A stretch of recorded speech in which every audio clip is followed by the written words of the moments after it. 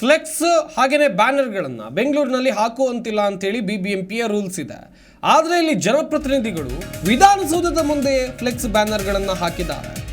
ರಾಜಕಾರಣಿಗಳಿಂದ ಮತ್ತೆ ಮುಂದುವರಿದ flex banner ಅಳವಡಿಕೆ.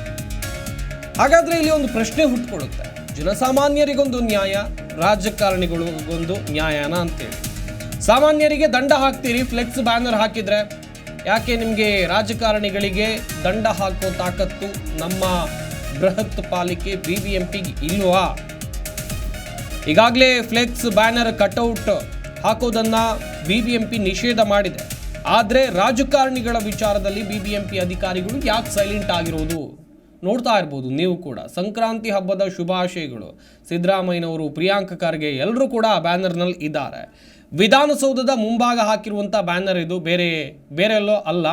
ವಿಧಾನಸೌಧದ ಮುಂಭಾಗವೇ ಈ ಬ್ಯಾನರನ್ನು ಹಾಕಲಾಗಿದೆ. ಬೆಂಗಳೂರಿನ ಬೇರೆ ಬೇರೆ ಕಡೆ ಈ ಬ್ಯಾನರ್ ಇದೆ. ಸಿದ್ದರಾಮಯ್ಯ ಹಾಗೆಯೇ DCM DK ಶಿವಕುಮಾರ್ ಬೆಂಬಲಿಗರು ಸಂಕ್ರಾಂತಿ ಹಬ್ಬದ ಶುಭಾಶಯಗಳನ್ನು ಕೋರಿರುವಂಥ ಫ್ಲೆಕ್ಸ್ಗಳಿವು. ಆದರೂ ಇವರು ವಿರುದ್ಧ ಯಾಕೆ ಕ್ರಮವನ್ನು ಕೈಗೊಳ್ಳಿಲ್ಲ, ಯಾಕೆ ಸೈಲೆಂಟ್ ಆಗಿದ್ದೀರಾ? ಕಾಂಗ್ರೆಸ್ ನಾಯಕರು ಹಾಕಿರುವಂಥ ಬ್ಯಾನರ್ಗಳನ್ನು ನೀವಿಲ್ಲಿ ನೋಡ್ತಾ ಇದ್ದೀರಾ.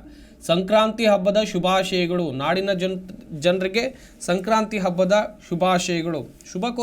ಶುಭ ಕೋರೋಕೆ ಸಾಕಷ್ಟು ದಾರಿಗಳು ಇವೆ. ಆದರೆ ಈ ರೀತಿಯಾಗಿ ನಿಯಮ ಮೀರಿ ಯಾಕೆ ನಿಮ್ಮ ಶುಭಾಶಯಗಳನ್ನು, ವಿಶಸ್ಗಳನ್ನು ಕೋರ್ತೀರಾ?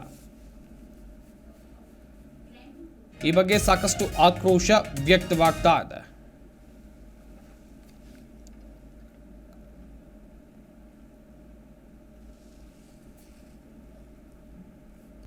ಪ್ರತಿಕ್ಷಣದ ಸುದ್ದಿಗಾಗಿ Zee Kannada news app download ಮಾಡಿ. Live TV, latest updates, entertainment, lifestyle, technology ಸುದ್ದಿ ನಿಮ್ಮ ಅಂಗೈಯಲ್ಲಿ.